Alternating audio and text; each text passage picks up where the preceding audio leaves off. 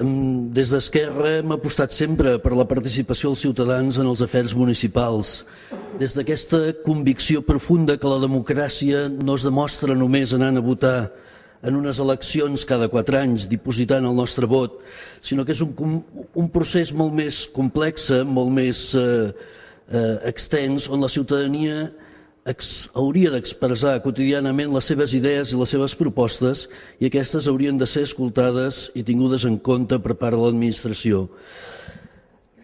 Tasca feixuga, doncs, malgrat els avenços en temes de participació ciutadana que hem tingut en els darrers anys en aquest mateix Ajuntament, perquè, com vostès saben, hi ha amplis sectors de ciutadans allunyats d'allò que en diem la política i amb una desconfiança vers els gestors municipals i els seus propis representants electes, els regidors i regidores d'aquest Ajuntament.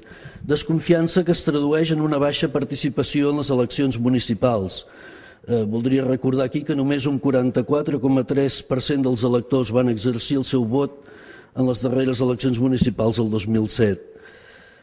Les polítiques de participació ciutadana han d'estar, doncs, encaminades a aquest objectiu clar de reduir aquest distanciament creixent entre societat i classe política, això que coneixem com a desafecció entre ciutadania i administració. Aquest penso que és el primer i gran objectiu del Pla Estratègic de Participació Ciutadana de Terrassa 2011-2015 que avui portem a votació aquí. Ens agradaria involucrar el ciutadà en la vida pública de manera activa, fent que senti com a pròpies les institucions municipals, perquè ho són, perquè són seves. És aquell concepte tan republicà de sentir-se ciutadà de ple dret, actor i responsable de l'acció política municipal, i no subjecte passiu de la mateixa, súbdit de l'administració. Som conscients que només amb la implicació ciutadana podrem afrontar els reptes que tenim de ciutat, la cohesió social, la lluita contra l'exclusió, la convivència, l'acollida dels nouvinguts, l'ús compartit de l'espai públic, el sentit d'identitat i de pertinença a la ciutat. Aquest pacte ens sembla a nosaltres que recull plenament la voluntat de l'equip de govern municipal i les experiències prèvies que ja hem tingut en diversos processos participatius municipals en aquests darrers anys. M'agradaria recordar potser el més important, el que va suposar la revisió del Pla General d'Ordenació, un procés endegat començat el 2009 i acabat el 2003 amb una àmplia participació ciutadana, o processos més específics com la remodelació de la Rambla de Gara el 2006, el del Parc de Sant Jordi 2006-2007, la plaça 11 de setembre el 2008, els pressupostos participatius d'anys successius, el 2005, el 2006, el 2007 i sobretot aquest darrer del 2008-2011 en el que hi han participat més de 100.500 persones de la ciutat. Així mateix, l'experiència que ja tenim en els consells municipals de districte i en els diferents consells sectorials. Tots ells em sembla que són exemple d'on podem arribar i del camí que hem de seguir per aconseguir aquesta plena participació de la societat. No voldria acabar abans sense posar en relleu també una recent experiència participativa com ha estat la consulta popular del Terrassa Decideix.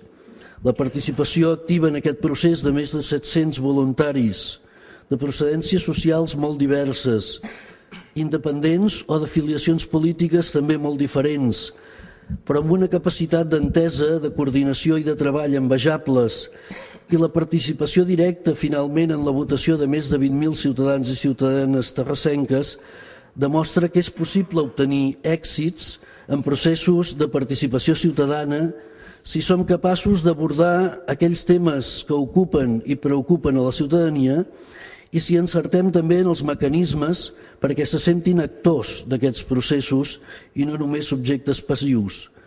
No hauríem de menystenir, sinó incentivar aquests processos participatius que neixen de la mateixa societat civil i de les associacions de la ciutat.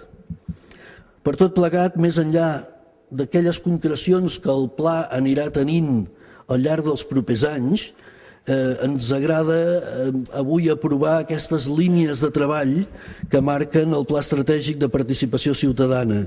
Saludem, doncs, la consecució d'aquest acord marc, d'aquest pacte per la participació, fruit, com ha dit el regidor, doncs, d'un llarg procés de reflexió i amb la participació de més de 700 persones.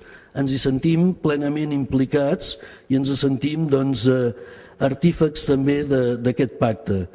De la voluntat de sumar de tots els grups municipals aquí presents i de les entitats i associacions ciutadanes, les que hi han estat i les que hi voldran estar en el futur, de la seva capacitat també de promoure la participació i de saber escoltar i canalitzar aquestes propostes, en dependrà la consecució dels objectius que ens plantegem en aquest pla estratègic. M'agradaria començar fent també una crida a que s'afegissin en aquest pacte.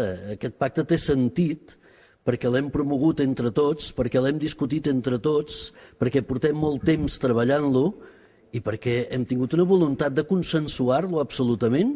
Hem treballat totes les esmenes que tothom ha pogut presentar. Per tant, ara no s'entendria, nosaltres no entendríem que algú es volgués abstenir amb uns arguments, deixi'm dir, dubtosos, no? Començo pel senyor Turmo. Miri, si som catalans els que treballem i vivim a Catalunya, som terrassencs els que treballem i vivim a Terrassa. I són nouvinguts els que fa poc que han vingut i viuen a Terrassa. Siguin d'on sigui, vinguin d'on vinguin, tinguin el color de la pell que tinguin. Que puguin participar en processos participatius, em sembla que els puguem escoltar, que es puguin expressar, que puguin fer propostes, que puguem discutir, que puguem debatre, em sembla absolutament normal que ho hem de fer amb tothom. Són ciutadans que estan a la ciutat, que prenguin decisions, i hi ha uns mecanismes de presa de decisions i no tothom està autoritzat a prendre-les. Hi ha uns càrrecs electes, hi ha una estructura municipal que pren decisions. No tothom pren decisions. Fins i tot aquest Consell lloat, que és el de Cooperació Internacional, que pren decisions econòmiques fins i tot a dintre en el seu si, no té validesa aquesta decisió si no la corroborem tots els regidors i l'alcalde en el ple corresponent. Per tant, a mi no em faria cap mena de por que qualsevol ciutadà, en el sentit més ampli de la paraula de la ciutat, participi en processos de discussió, de consulta, d'informació, d'expressió d'idees, de confrontació, etc.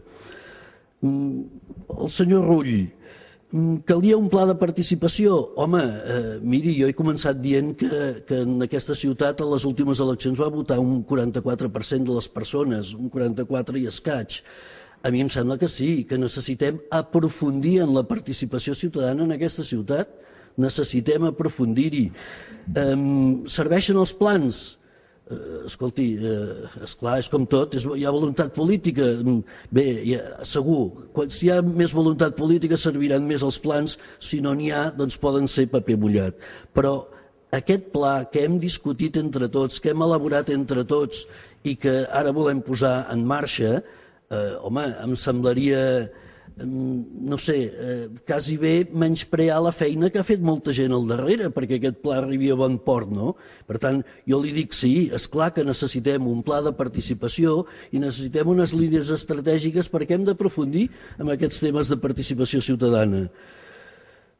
I som excessivament paternalistes amb les associacions. Miri, aquelles que no ho necessiten no caldrà que nosaltres anem a promoure res, però jo soc també conscient, per exemple, que des d'aquest mateix Consell que vostè deia de Solidaritat i Cooperació Internacional hi ha associacions a les que hem ajudat fins i tot a crear-se o a desenvolupar-se. Per tant, el que pot fer l'administració, el que podem fer com a Ajuntament és coordinar-les, promoure la formació, donar idees, afavorir la seva democràcia interna, etc.